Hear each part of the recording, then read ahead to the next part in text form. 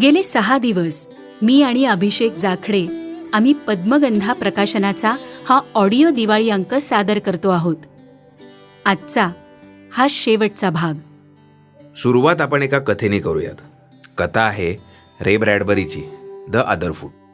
ही कथा पृथ्वीवरून मंगळावर जाऊन आपली वसाहत तयार केलेल्या कृष्णवर्णीय लोकांची.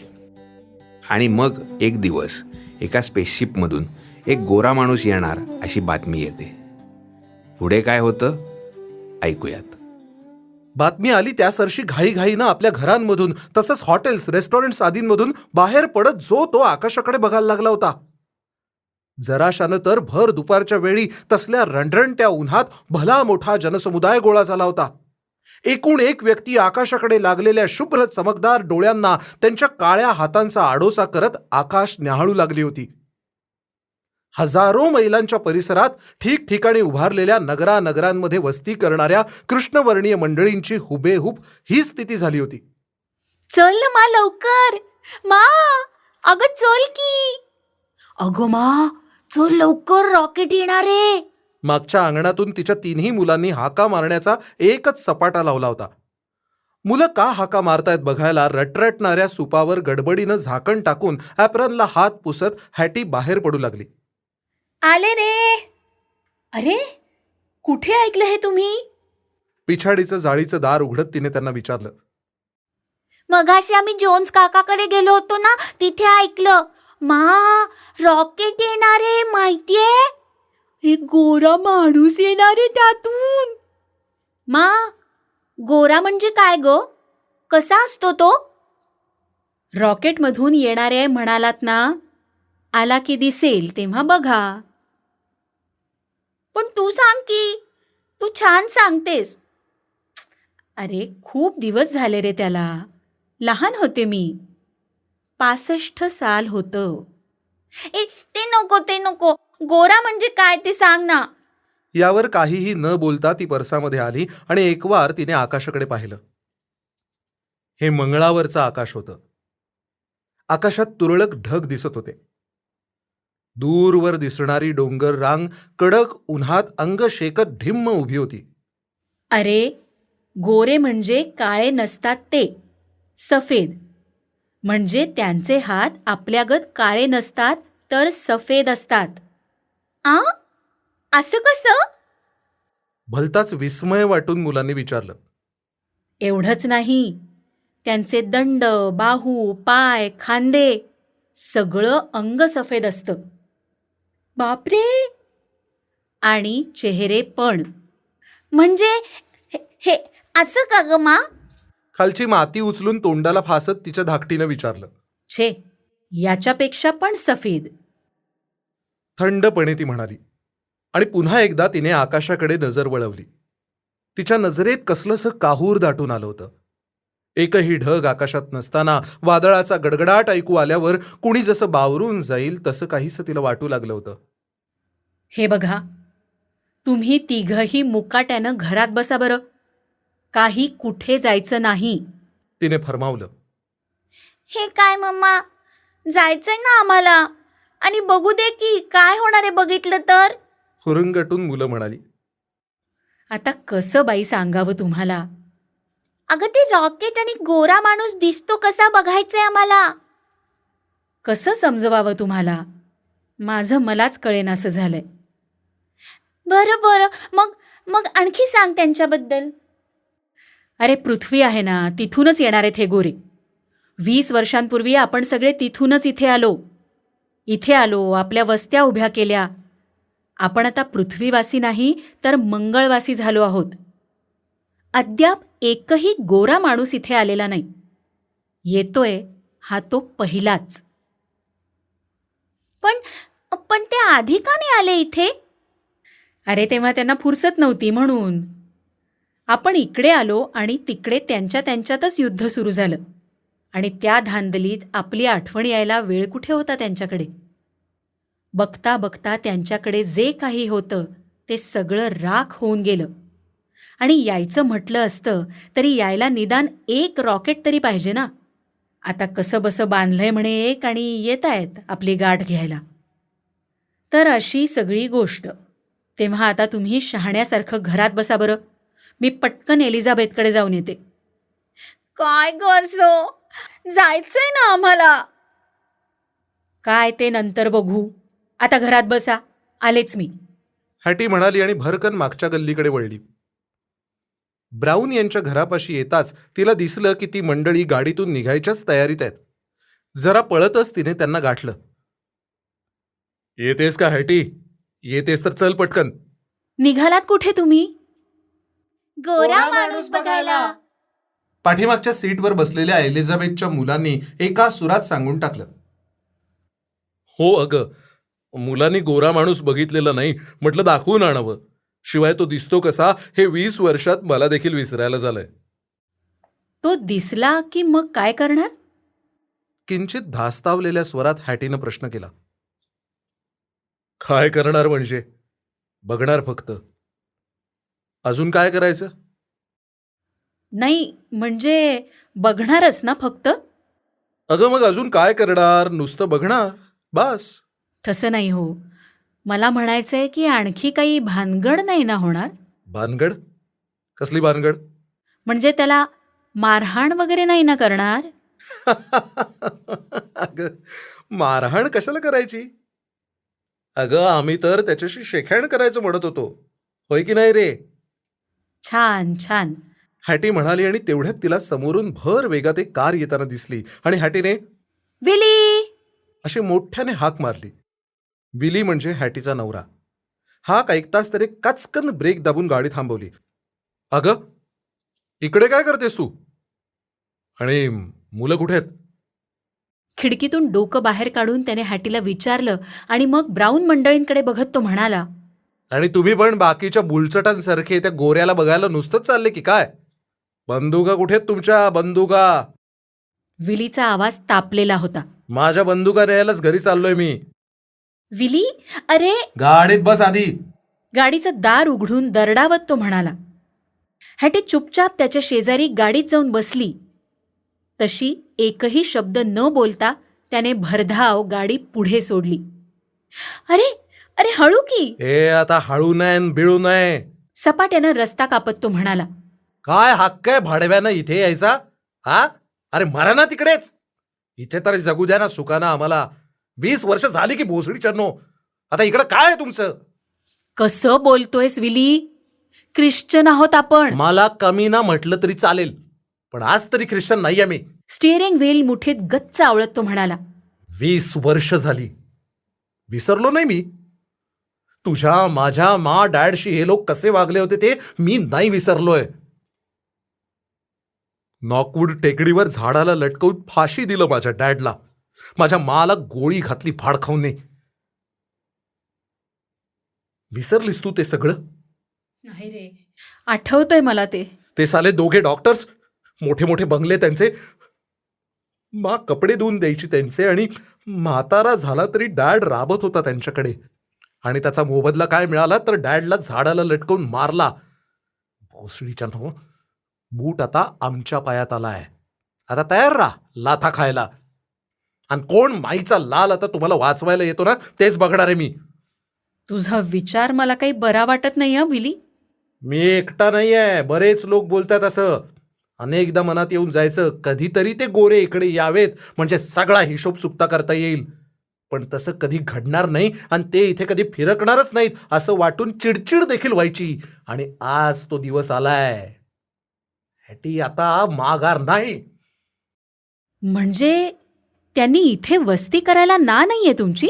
वा, देणार की त्यांना वस्ती करायला. विली हसला, पण ते हसणं प्रांजळ नव्हतं. त्यात डंख होता. येऊ देत की भडव्यांना, खुशाल राहू देत. पण पूर्वी आपण राहायचो तसं त्यांनी आता आपल्या वस्ती बाहेर घाणेरड्या मोहल्ल्यांमध्ये राहायचं.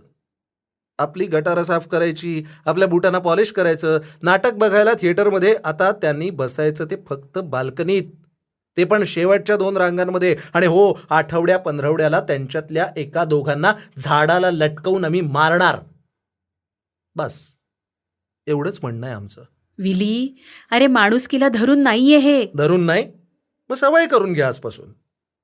मला दोऱ्या घ्यायच्यात, बंदुका घ्यायच्यात, सगळं कसं पद्धतशीर झालं पाहिजे. असं म्हणत त्याने त्यांच्या घरापाशी गाडी उभी केली आणि धाडकन गाडीचं दार उघडून तो बाहेर पडला. नको नको रे विली, बरं नाहीये हे. तिने त्याला परावृत्त करण्याचा प्रयत्न करून पाहिला, पण तो फोल ठरला. गाडीचं दार उघडून तडक तो घराच्या पायऱ्या चढून घरात शिरला होता. ती मात्र त्राण गेल्यागत तशीच गाडीत बसून राहिली. पण माळ्यावर ठेवलेल्या बंदुका सापडेनात म्हणताना विलीचा ठणाणा थेट बाहेर गाडीपर्यंत ऐकू येऊ लागला. तेव्हा बाकी मनात नसतानाही तिला घरात जावंच लागलं. त्याला बंदुका जशा सापडल्या तसा त्याचा ओरडाही थांबला. माळ्यावरच्या अंधारात विलीचं दिसणं तसं अवघडच होतं. मात्र त्याच्या हातातल्या बंदुकांच्या निष्ठुरतेनं चकाकणाऱ्या नळ्या मात्र तिला अचूक टिपता आल्या. सोबत माळ्यावरची बरीचशी धूळ घेऊन तो खाली उतरला आणि एकेका बंदुकीच्या नळीत जोरकस फुंकर मारून साफसूफ करत प्रत्येक बंदुकीत त्याने काडतुसं भरायला घेतली. नका त्रास देऊ रे, आता तरी जगू द्या इथे सुखाने आम्हाला. हे हे काय आरंभलंयस विली तू? कसं वागतोयस? अरे कसा वागतोयस म्हणजे काय? इतकं सगळं होऊन गेलं तरी त्यांचा पुळका आहे तुला. क्रुद्ध डोळ्यांची नजर तिच्यावर रोखत तो म्हणाला. त्या नजरेतील विखारानं हॅटीलाही होरपळल्यागत झालं. खिडकीबाहेरून मुलांचा उत्साही कल्ला कानावर पडत होता. पण त्यांचं एकही न ऐकता विलीनं सगळ्यांना घरात लोटून बाहेरून कडी लावून घेतली. नंतर घाईघाईनं गॅरेजमधून त्याने रंगाचा मोठा डबा, अक्षरांच्या स्टेन्सिल्स आणि काथ्यांच्या दोरीची गुंडाळी बाहेर आणून मांडली आणि निष्ठुरपणे आकाशाकडे बघत तो दोरीला फासाची गाठ तयार करू लागला. हॅटीला बरोबर घेत विली पुन्हा एकदा गाडीतून भरधाव निघाला होता. हळू हळू की विली? ही वेळ हळूहळूची नाहीये बाईसाहेब, घाईच करावी लागणार आहे. तिच्या म्हणण्याला धुडकावत विली म्हणाला. रस्ताभर लोक जथ्या जथ्याने आकाशाकडे बघत उभे होते. काही जण विलीसारखंच गाडीतून घाईघाईनं निघाले होते. काही गाड्यांमध्ये हॅटीला बंदुकाही बघायला मिळाल्या. बंदुका घ्या हे लोकांना तूच सांगितलंस का रे?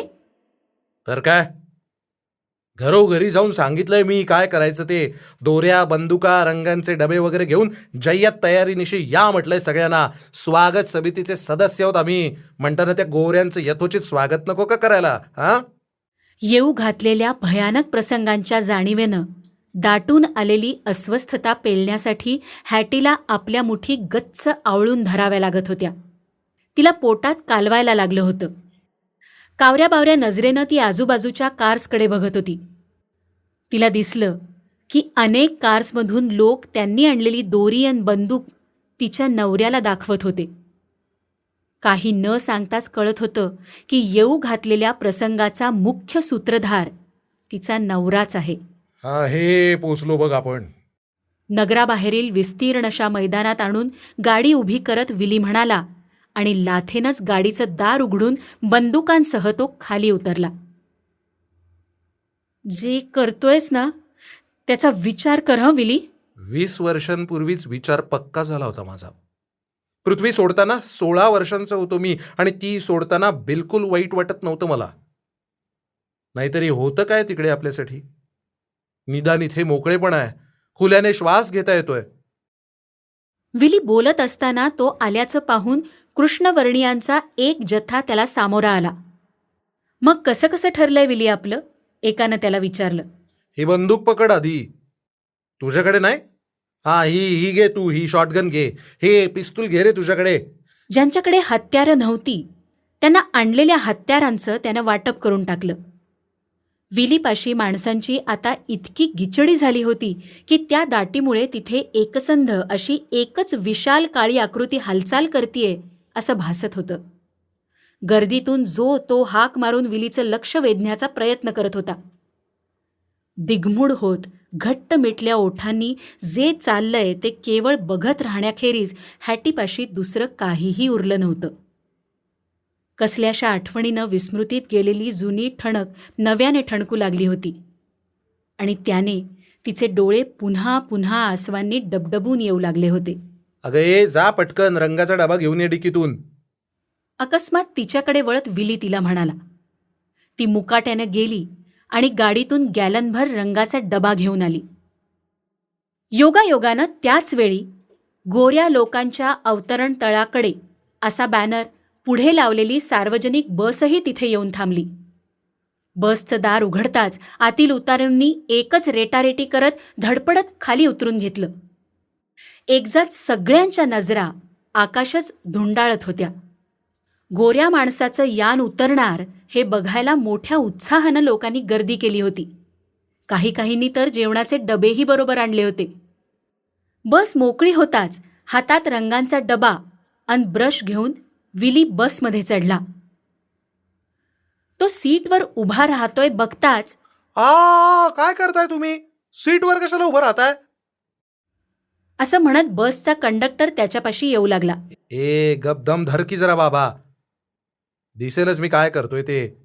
त्याला थोपवत विली म्हणाला आणि बसच्या खिडकीवरील मोकळ्या जागेवर सोबत आणलेल्या अक्षरांच्या स्टेन्सिल्स आणि रंगाच्या साह्यानं गोऱ्या लोकांनी बसच्या पिछाडीलाच बसावे ही सूचना लिहून काढली.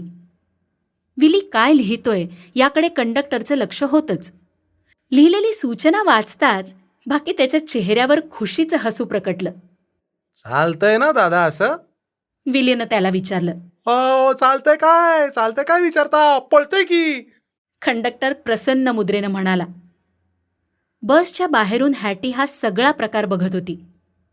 तिच्या मनावरचा ताण मिनिटागणिक वाढत चालला होता. जमावातल्या लोकांची संख्याही आता वाढत चालली होती. आता दिसेल ती बस थांबवून गोऱ्यांनी पिछाडीला बसावं ही सूचना जबरदस्तीने लिहिली जाऊ लागली. दरम्यान विलीही पुन्हा त्या जमावात मिसळला होता आणि एका उंच खोक्यावर उभा राहून तो अनुयायांना सूचना करू लागला होता. आता प्रत्येक नगरातल्या प्रत्येक बसमध्ये ही सूचना लिहिली गेली पाहिजे. त्याने आवाहन केलं. बोला, कोण घेतंय ही जबाबदारी?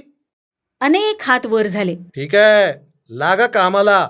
विलीने सांगताच ती मंडळी सोपवलेलं काम पार पाडायला रवाना झाली. शिवाय प्रत्येक नाट्यगृहात सूचना लिहायची की गोऱ्यांनी शेवटच्या 2 रांगा सोडून इतरत्र कुठेही बसू नये. चला, हे काम कोण घेणार आता? असं म्हणताच आणखी काही हात वर झाले. तुम्ही निघा मग. तेही काम पार पाडायला निघून गेले. पत्नीच्या खांद्यावर एक हात टेकवून विली सर्वांना दिसेल असा खोक्यावर उभं राहून सूचनांवर सूचना करत होता आणि तो जे सांगेल त्याचं तो जमाव टाळ्यांनी स्वागत करत होता. विलीचा चेहरा घामाने निथळत होता. चाललेली धुमशान आणि दिवसभर त्याने केलेली धावपळ याचा शीण जरी त्याच्या चेहऱ्यावर दिसत होता तरी त्याला नेता म्हणून मिळालेल्या मान्यतेचा अभिमानही त्याच्या मुद्रेवर स्पष्ट झळकत होता. त्याने एकवार समोरील समुदायाकडे एक नजर फिरवली. अजून एक राहिलं. सगळ्यांनीच लक्षात ठेवायचं की या गोऱ्यांशी आपल्यातला कोणीही रोटी बेटी व्यवहार करणार नाही. काय मला वाटतं तसं कायदाच पास करून घ्यावा लागेल आपल्याला. आणि आपल्या बूट पॉलिशवाल्या पोरांना म्हणावं की हे काम आता त्यांनी करायचं नाही, त्या गोऱ्यांना करू देत. मंजूर आहे. लोक ओरडले. त्यांच्याही उत्साहाला आता उधाण आलं होतं. लाथा खाण्याचे आमचे दिवस 20 वर्षांपूर्वी संपले. काय, बूट आता वेगळ्या पायात आलाय. आता त्यांनी लाथा खायच्या आणि पाय आमचे. आणि कुणी मध्ये पडला तर आम्ही ते खपवून घेणार नाही, सांगून ठेवतो. विलीचे हे उद्गार ऐकल्यावर तिथून काढता पाय घेण्यासाठी काहींची चुळबुळ सुरू झाली. अनेकांच्या मुद्रेवर अस्पष्ट भीतीचे भाव उमटले होते. त्याचवेळी त्यांच्या लहान पोरासोरांना धपाटे घालून घरात कोंडण्यात येत होतं आणि या सर्व प्रकाराने मती कुंठित झालेल्या त्यांच्या कृष्णवर्णीय बायका हे काय आक्रीत घडतंय म्हणून सुन्नपणे बघत होत्या. तर मित्रांनो, सर्वजण तयार का? समोर उभ्या समुदायाला विलीने प्रश्न केला. आम्ही तयार आहोत, जमावातले अर्धे अधिक लोक ओरडून म्हणाले. मात्र उरलेल्या मंडळींना कुठून नसत्या लफड्यात पडलो असं वाटून त्यांच्यात अस्वस्थ चुळबुळ सुरू झाली होती. विली हातातल्या दोरीचा फास तपासत असतानाच आलं यान आलं म्हणून एक पोरगं ओरडलं आणि सर्वांच्याच नजरा आकाशाकडे गेल्या. उंच आकाशात नारंगी रंगाचा फवारा मागे सोडत जमिनीकडे येणारं एक आकाशयान दिसू लागलं होतं. त्या अद्भुत नजाऱ्यानं बघणाऱ्यांचा काही क्षण श्वासच रोखल्यासारखं झालं. आकाशात एकवार वर्तुळाकार चक्कर मारून धुळीचा मोठा खकाणा उडवत ते मैदानात अलगद उतरलं. त्याच्या बुडावाटे मोठ्यानं सुस्कारत सुटणाऱ्या ज्वाळांमुळे मैदानात 4-2 ठिकाणी किंचित जाळ लागला, पण तो लगेच शमलाही. उपस्थित जमाव डोळे विस्फारून अवाकपणे हे सर्व पाहत होता. थोडा वेळ काहीच घडलं नाही. मग एकाएकी त्या यानाचं दार उघडलं गेलं. त्या सरशी यानात दाबाने कोंडलेल्या प्राणवायूचा उच्छ्वासही यानाबाहेर पडल्याचा आवाज आला आणि पाठोपाठ एक वृद्ध माणूस यानाबाहेर येऊ लागला. गोरा माणूस, गोरा माणूस. जमलेल्या जनसमुदायातील सर्वांच्या तोंडून एकच शब्द उमटला. गोरा माणूस आयुष्यात कधीही न पाहिलेल्या पोराटोरांसाठी तर ही अतिव नवलाई होती. आपापसात ढकलाढकली करत त्यांनी एकमेकांच्या कानात कुजबूज आरंभली. गोऱ्या लोकांसाठी नुकतीच नवी सूचना लिहिलेल्या बसेसमधून, थांबलेल्या कार्समधून, मैदानात दाटीनं उभ्या जनसमुदायातून काही चकित उद्गार उमटले आणि पुन्हा एकदा सगळं शांत शांत झालं. सदरहू गोरा माणूस हा चांगलाच उंच होता. कमालीचा शीण त्याच्या चेहऱ्यावर दिसत होता. बहुधा त्याने आज दाढी केली नसावी. त्याच्या रूपाला साजेसे त्याचे रंगहीन डोळे त्याच्यासारख्याच वृद्ध वयाचे दिसत होते. तरीही त्यात एक प्रकारची चमक होती. गोठलेल्या प्रदेशात उगवणाऱ्या झाडागत सडसडीत त्याची अंगकाठी होती. त्याच्या हातांमध्ये कंप होता आणि यानाची शिडी उतरताना त्याला आधार घ्यावा लागत होता. तो बाहेर आला आणि उपस्थित जनसमुदायाकडे बघून स्मित करून अभिवादनाप्रित्यर्थ त्याने एक हात उंचावला, मात्र त्याला प्रतिसाद मिळाला नाही. समोर उभ्या समुदायाकडे मग त्याने जरा बारकाईनं बघितलं तेव्हा बहुधा त्यांच्या हातातील बंदुकान दोऱ्या त्याला दिसल्या असाव्यात आणि नुकत्याच रंगवलेल्या बसमधल्या ताज्या रंगाचा वासही त्याला आला असावा. मग बाकी कसल्याही आवाहनाशिवाय त्याने बोलायला सुरुवात केली. मी कोण? माझं नाव काय? हे सांगणं मला वाटतं गैरलागू ठरेल, कारण तुमच्यासाठी ते फक्त एक नाव असेल. अर्थात तुमचीही नावे मला माहीत नाहीत. कदाचित ती माहीत होतीलही, पण ती नंतर.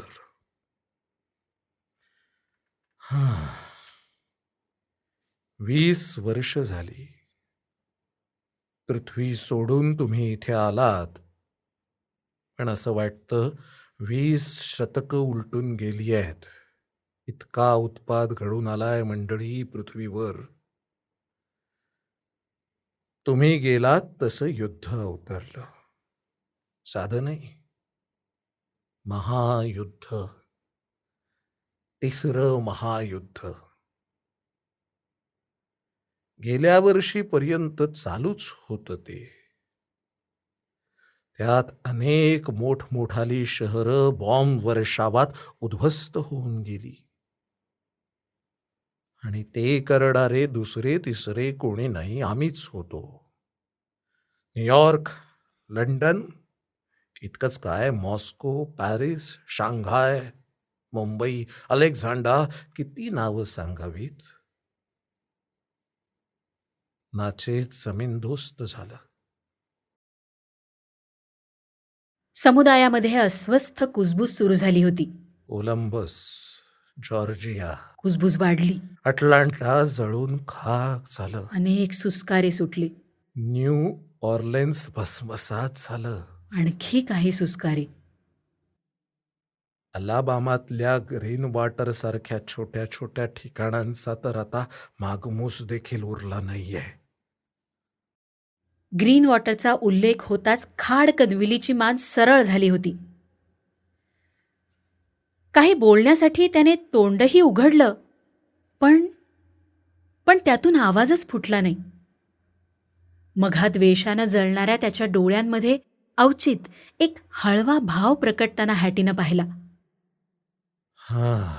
कुठेही काहीही उरलं नाहीये मित्रांनो.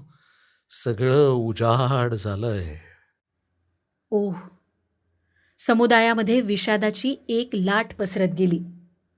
कापसाची शेतं जळून गेली, कारखाने जळून गेले, किरणोत्सर्ग वगळता आता काहीही उरलं नाहीये तिथे. सगळे रस्ते, शेत, परिसर, अन्नधान्य सगळं सगळं किरणोत्सर्गानं दूषित होऊन गेलंय. पुन्हा जरा वेळ तो वृद्ध बोलायचा थांबला. जराशानं पुन्हा बोलू लागला. उद्यान, बागा यांनी एकेकाळी समृद्ध असलेलं, पर्यटकांची गर्दी असणारं तांपा, त्याचं आता फक्त नाव शिल्लक राहिलंय. माझं ठिकाण ते. कोणीतरी एक पुटपुटला. फुलटण. वृद्धानं आणखी एक नाव घेतलं. मी फुलटणमध्ये राहायचो. मॉम्फिस. अरे, मॉम्फिस पण जळून गेलं. होय मित्रा. तिथला रस्ता क्रमांक 4 पण जळाला का? अख्खं मॉम्फिस बेचिराग झालंय बाबा. पृथ्वी सोडून 20 वर्ष उलटली तरी हे ऐकताना ऐकणाऱ्यांना आपली आतडी पिळवटतायत असं वाटत होतं. पृथ्वीवर पूर्वी जिथे त्यांचं वास्तव्य होतं त्या ठिकाणचे रस्ते, झाडं, इमारती, दुकानं, त्या दुकानांवरच्या पाट्या, त्यांच्या आठवणी त्यांच्या मनात अजूनही तशाच जाग्या होत्या. लहान मुलं वगळता इथल्या प्रत्येकाचं पृथ्वीवरील त्या त्या वास्तूशी, परिसराशी जडलेलं नातं अजूनही तसंच ओलं होतं. एकेकाळी जिथे त्यांचं सर्वस्व होतं त्या जागा नामशेष झाल्यात हे ऐकताना त्यांच्या कानावर त्यांचा विश्वास बसत नव्हता. उद्ध्वस्त झालेल्या त्या प्रदेशांच्या केवळ नामोल्लेखानेही काळजावर चरा पडत होता. ग्रीन वॉटरमध्ये जन्म झाला होता हो माझा. खरंच नाहीये का तिथे आता काही? विलीने वृद्धाला औचित विचारणा केली. गेलं. उद्ध्वस्त झालं सगळं. मूर्ख, महामूर्ख होतो आम्ही. आमच्या हाताने उद्ध्वस्त करून टाकलं सगळं. त्यात कोट्यवधी लोक मेले.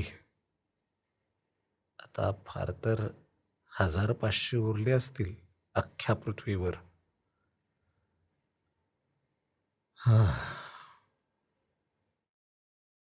मग आमचे आम्हीच एकत्र आलो. एक रॉकेट बनवण्या इतपत कशीबशी सामग्री आम्ही जमा केली आणि त्याच रॉकेटचा वापर करून सर्वांतर्फे तुमच्यापाशी मदतीचा हात मागायला मी तुमच्या मंगळावर आलोय. त्या वृद्धाचं कथन ऐकत असताना आधारासाठी हॅटीने अभावितपणे विलीचा दंड पकडला होता. त्या दंडाचे स्नायू एकाएकी आकुंचन पावलेले तिला स्पर्शाने जाणवलं. तिनं पाहिलं तर त्याने त्या हाताच्या मुठीमध्ये पकडलेला दोर कर्कचून आवळला होता. खरंच बेवकूफ होतो आम्ही. आमच्या हातांनी आम्ही पृथ्वी आणि पृथ्वीवरचा समाज नष्ट करून टाकला. जिथे राहता येईल असं एक शहर सोडा, गावही शिल्लक राहिलं नाहीये पृथ्वीवर. पुढची 100 वर्ष तरी सरणार नाही इतका किरणोत्सर्ग पसरलाय चोहीकडे. राहणं शक्यच नाहीये तिथे. म्हणून मी विनंती करायला आलोय तुमच्यापाशी की पृथ्वीवर परतायला ज्यांचा वापर 20 वर्षांमध्ये कधीही तुम्ही केलेला नाहीये त्या तुमच्याकडील रॉकेट्सचा तुम्ही वापर करावा आणि पृथ्वीवर जे काही मोजके लोक उरलेत त्यांना मंगळावर घेऊन यावं आणि आश्रय द्यावा.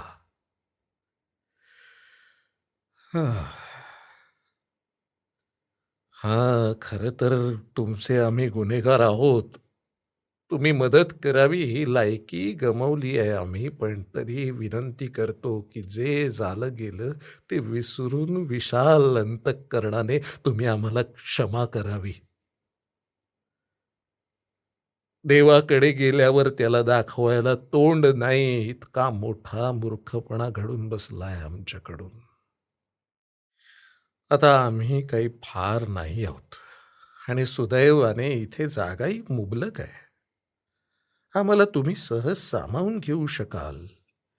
इथली जमीनही सकस आहे. आम्ही कसू ती तुमच्यासाठी कसू मंडळी. पण इथे थारा द्या आम्हाला.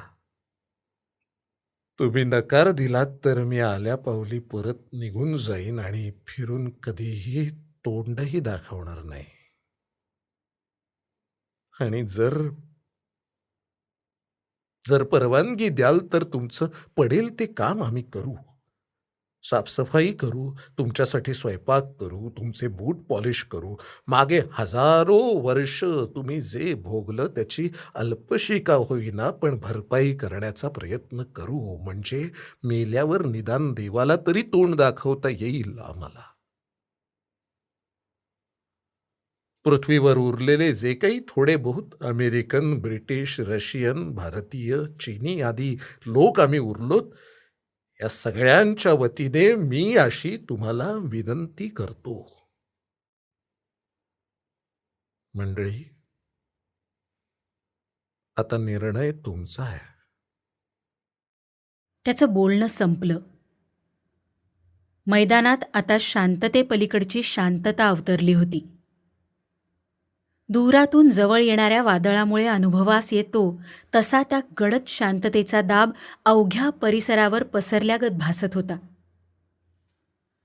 जमलेल्या त्या जमावाचं म्होरकेपण हातात दोरीचं वेटोळं घेतलेल्या विली जॉन्सनकडे असल्यानं तो काय कृती करणार ह्याकडे सर्वांचं लक्ष लागलं होतं आणि तो प्रचंड समुदाय दोन्ही अंगांना सुन्नपणे लोंबणाऱ्या कुळकुळीत काळ्या हातानिशी मंत्रमुग्ध झाल्यागत आता पुढे काय घडणार याची वाट बघत स्तब्ध उभा होता.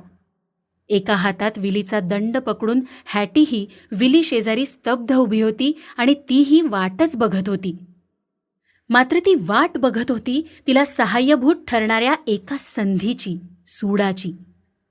तहान लागलेल्या मनामनात उभ्या द्वेषाच्या भिंतीच्या तळाशी हात सारता येईल अशी एक फट केवळ तिला शोधायची होती. ती फट सापडली की जोर करून तो चिरा बाजूला सरकवता येतो का ते ती बघणार होती, जेणेकरून त्या भिंतीला भगदाड पडलं असतं.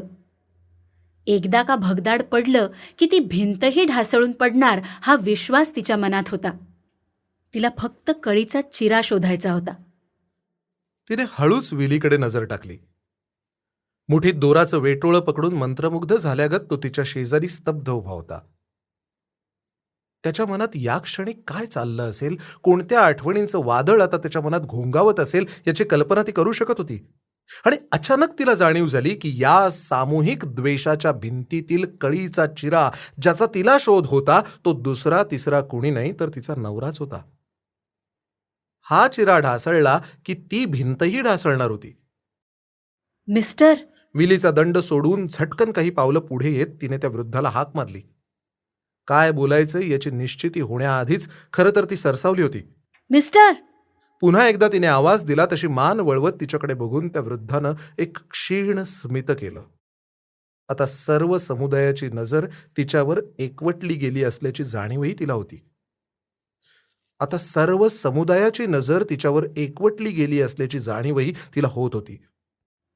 मिस्टर, अलाबामा ग्रीन वॉटरमधील नॉकवूड टेकडी ठाऊक आहे तुम्हाला? तिने प्रश्न विचारला. तिचा प्रश्न ऐकताच मान मागे वळवून त्या वृद्धानं यानात बसलेल्या आणखी कुणाशी काही बातचीत केली. मिनिटभरातच यानातील व्यक्तीनं छायाचित्रित नकाशांच्या काही प्रती वृद्धाकडे सुपूर्द केल्या. आणि त्या टेकडीवर की नाही एक मोठं झाड होतं, ओकचं. त्याच्याबद्दल काही ठाऊक आहे का तुम्हाला? हॅटीनं पुढे विचारलं. ज्या झाडाबद्दल तिने विचारणा केली होती ते तेच झाड होतं जिथे 20 वर्षांपूर्वी विलीच्या वडिलांना फाशी दिलं होतं. त्या झाडाचं काय? अजून आहे का ते तिथं? छे ग. अगं आता ती टेकडीही उरली नाहीये. सगळं भुईसपाट झालंय. हा बघ फोटो. आणि ग्रीन वॉटर, तिथं काय परिस्थिती आहे आता? तिथलं काय काय सांगू पोरी तुला? नेमकं तुला काय हवंय ते विचार. मला डॉक्टर फिलिप्स यांच्याबद्दल सांगा. ते जिवंत आहेत? यानामधून यांत्रिक खटखटीचे काही आवाज आले आणि पाठोपाठ हॅटीनं विचारलेल्या प्रश्नांची माहिती बाहेर आली.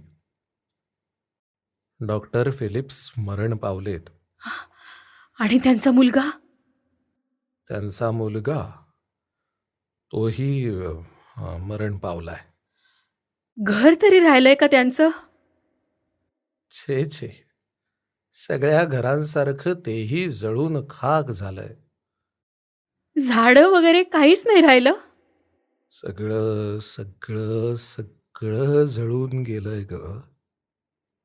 कोळसा झालाय सगळ्याचा. खरंच असं झालंय? न राहून विली पुढे आला आणि त्यानं विचारलं. अगदी खरं. खरंच. विलीचं शरीर सैल पडू लागलेलं हॅटीला जाणवलं. आणि बार्टन यांचं घर, त्याचं काय झालं? विलीने प्रश्न केला. घरं नाहीत, माणसं नाहीत, काही नाही.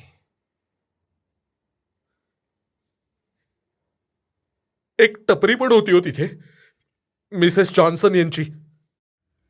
भाबड्या आशेनं विलीनं विचारणा केली. त्याच्या आईची टपरी होती ती. कपडे धुवून द्यायची ती. आईला त्या टपरीतच गोळी घालण्यात आली होती. काही म्हणता काही राहिलं नाहीये मित्रा. हे फोटो पहा ना, मग समजेल. विश्वास बसणार नाही असा एक एक फोटो, गोंधळून टाकणारा. कुठलंही शहर, नगर, गाव, सगळीकडे हाच उद्ध्वस्त भकास देखावा. जुन्या प्रश्नांवर नव्याने विचार करायला भाग पाडणाऱ्या छायाचित्रांना जणू ते यान घेऊन आलं होतं. 20 वर्षांपूर्वी जिथे त्यांचं वास्तव्य होतं तेव्हाची ती पृथ्वी विलीला आठवत होती. किती हिरवगार होतं चहूकडे.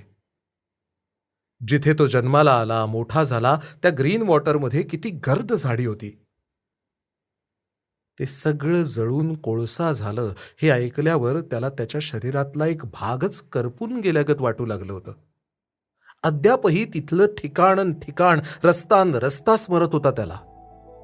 तिथली ती टणक माणसं, ते तबेले, लोहार अड्डे, सोडा फाउंटन्स, दारूचे गुत्ते, नदीवरचे पूल, माणसांना टांगलं जायचं ती झाडं, काडतुसाच्या पुंगळ्यांचा खच साठलेले तिथले ते स्थितप्रज्ञ डोंगर, रस्ते, त्या गायी आता कायमचं पुसलं गेलं होतं. त्यात त्याचंही घर गेलं आणि नदीकाठच्या त्या टोलेजंग हवेल्याही गेल्या. तिथली ती शुभ्र शवागरं आणि तिथे वेळी अवेळी खेट्या मारणाऱ्या, हिवाळी प्रकाशात भिरभिरणाऱ्या पतंगासारख्या नाजूक स्त्रिया, वरांड्यात कठड्याशी बंदूक उभी करून मृत्यूचिंतनात मग्न होऊन आरामखुर्चीत दारू पीत बसलेली ती संवेदना शून्य मंडळी, सगळं कायमचं संपून गेलं. आणि त्याबरोबर ते विकृत समाज जीवनही संपून गेलं. आता ज्यांचा आतड्यापासून तिरस्कार करावा, डूख धरावा अशी माणसंच काय, तर प्रियजनांचा वेध घेतलेल्या काडतुसाची पुंगळी आणि लटकून ठार मारण्यात आलेल्या झाडाची फांदीही उरली नाहीये. उरलेत केवळ ज्यांच्या करवी आपल्या गाड्या ओढल्या जातील आणि बुटांना पॉलिश करून घेता येईल असे हे स्वतःला अपराधी मानणारे किरकोळ परग्रहवासी. त्यांचा काहीच दोष नाहीये. दीन अवस्था झालीये त्यांची, जशी पूर्वी आपली होती. आणि मग जी चूक त्यांनी केली तीच आपण करायची. विलीला जाणीव झाली की इतकी वर्ष धगधगणारी त्याच्या उरातली आग अचानक विझून गेलीये. ती आगही गेली तशी तिची धगही निघून गेली होती आणि एक उबदार प्रकाश अंतःकरणात अचानक तेऊ लागल्यासारखं विलीला झालं आणि त्याची मूठ सैलावली. त्या सरशी त्याच्या हातातला दोर निसटून खाली पडला. आपल्या मंगळावर तुमचं मनपूर्वक स्वागत आहे मित्रांनो. आणि आमची सेवा करणार वगैरे जे म्हणालात ना, ते आधी डोक्यातून काढून टाका बरं. अरे एकाच देवाची लेकरं आहोत आपण. गेली 20 वर्ष एकमेकांना अंतरलो होतो, ते अशा प्रकारे पुन्हा एकत्र येतोय, ही त्या प्रभूचीच इच्छा कशावरून नसेल? एकदा झालेल्या मूर्खपणाची पुनरावृत्ती केली तर स्वतःला माणूस तरी का म्हणवून घ्यायचं? वृद्धाशी शेकहँड करण्यासाठी हात पुढे करत विली म्हणाला. हॅटीनं अविश्वासानं त्याच्याकडे पाहिलं, पण त्याच्या शब्दातला प्रांजळपणा तिला स्पर्श करून गेला होता. आणि केवळ तिलाच काय, तर जमलेल्या तमाम समुदायाला देखील हे खूप भावलं होतं. त्यांनी आणलेल्या बंदुकां दोऱ्या कुठच्या कुठे गायब झाल्या आणि नुकत्याच लिहिलेल्या सूचना, लावलेले बॅनर्स काढून टाकायला लोक धावले. त्या ऐतिहासिक क्षणी सगळे भेदाभेद संपून गेले आणि सुजाण नव्या मानवाची नव्या मानवतेकडे वाटचाल सुरू झाली.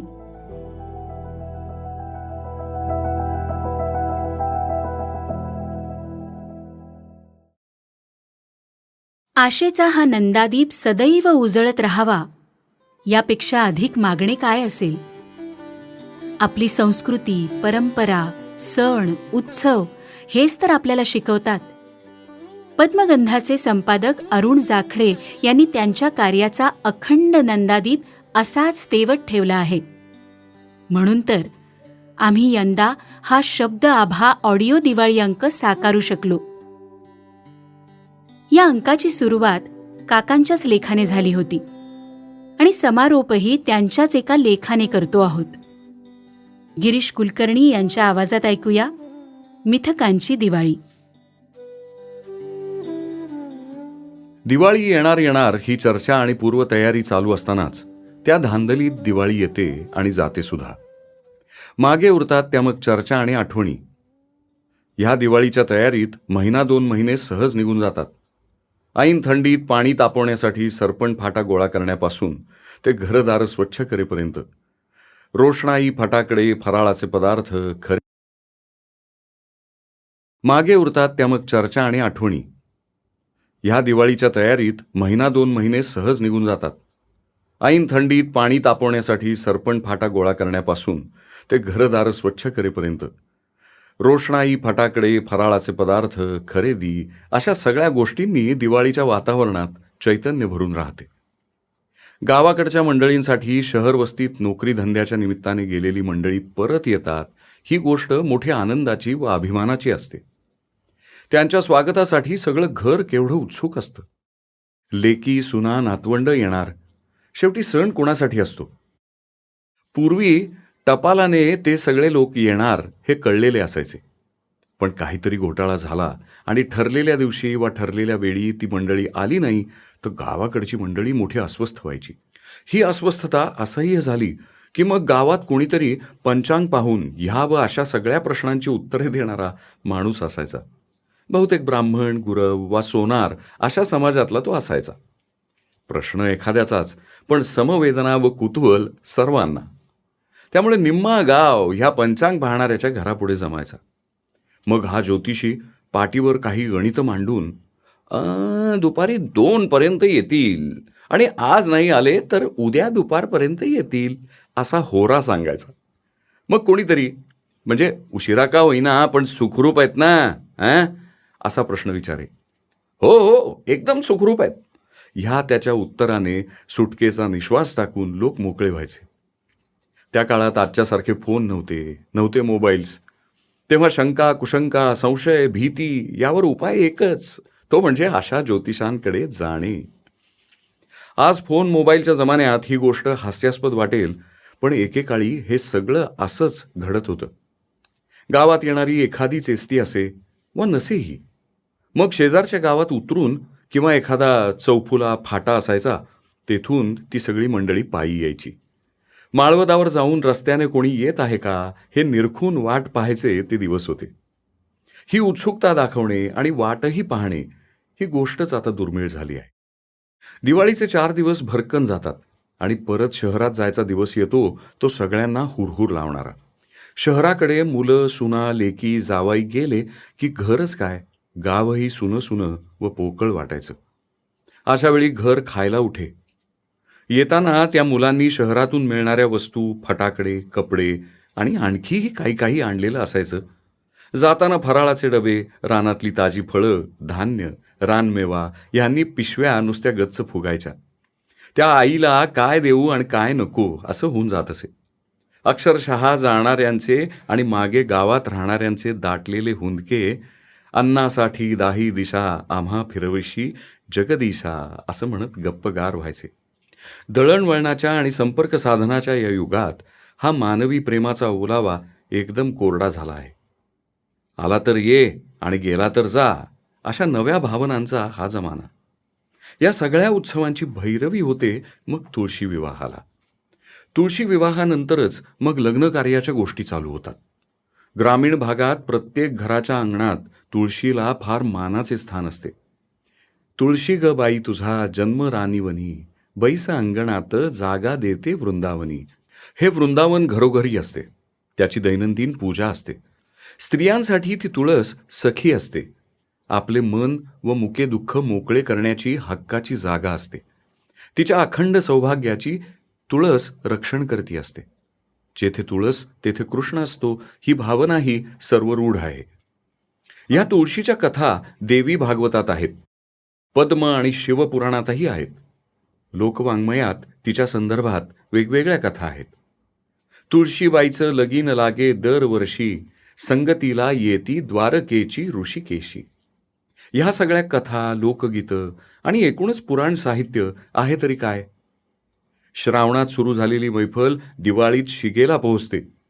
येथे परमोच्च आनंदाची अनुभूती निसर्ग, पर्यावरण, मानव, प्राणी आणि त्यांच्यातील परस्पर संबंधातून स्पष्ट होत जाते. ह्या 4 महिन्यांच्या काळात व्रतवैकल्ये, रीतिरिवाज यातून उभ्या राहिलेल्या संकल्पना या केवळ धार्मिक अंगाने तपासून घेणे चूक ठरेल.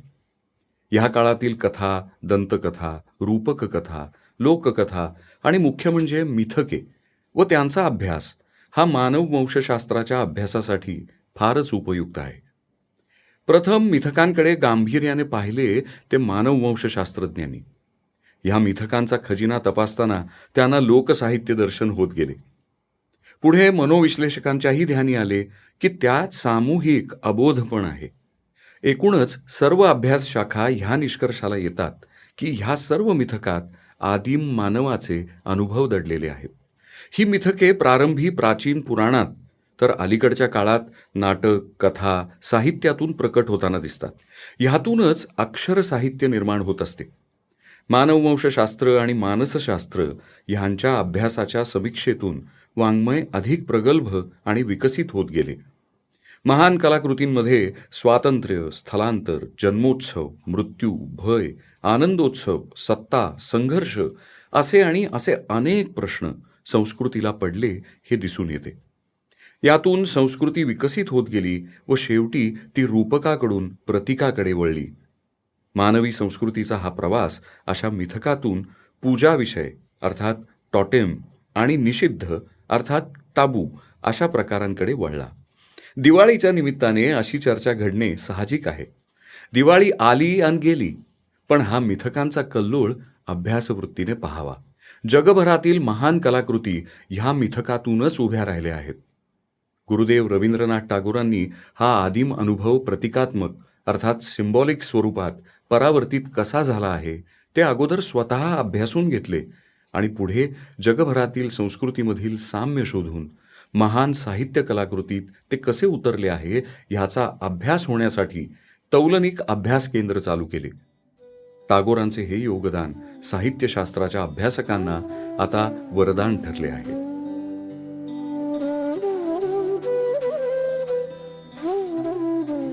रसिक हो, शब्द आभा ही प्रेरणेतून निर्माण झालेली कलाकृती. पद्मगंधाच्या कार्यालयामध्ये अक्षय, माधवी आणि मी एक दिवशी चर्चा करत होतो आणि त्यावेळेला विषय निघाला की आपल्या लहानपणापासून किती गोष्टी बदलल्या, किती व्यवसाय बदलले आणि मग आपण बदललो का हा प्रश्न तेव्हा आला. बदललो आपण, पण ते पुरेसं होतं का हाही प्रश्न आला. आणि मग आपण काहीतरी करूयात असा निर्णय झाला. काय करूयात? अक्षय आणि माधवी ऑडिओ व्हिज्युअलमध्ये काम करत आहेत. इथून सुरुवात करूयात का? आणि मग एक ऑडिओ स्वरूपातला दिवाळी अंकच करूयात का? असाही एक सुरू म्हटला. साहित्याची निवड, नियोजन, अंकाचे स्वरूप हे सगळं ठरवायला आमच्यापाशी हाती फार कमी वेळ होता. पण आम्ही ठरवल्यानंतर कामाला लागलो आणि त्यात पूर्णतः गुंतलो. आमच्या या कल्पनेला अनेकांनी दुजोरा दिला. अनेक मान्यवरांनी आशीर्वाद दिले. कितीतरी मोठमोठे लोक या प्रकल्पाशी जोडले गेले आणि यातून शब्द आभा तुमच्यासमोर सादर झाला. खरं तर हे काम संपेल असा विचारही आमच्या मनाला कधी शिवला नव्हता. पण आता ती वेळ आलेली आहे समारोपाची.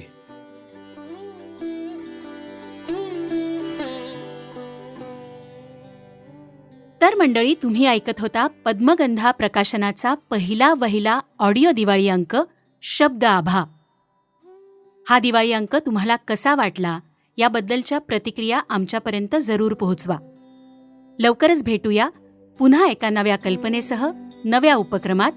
धन्यवाद.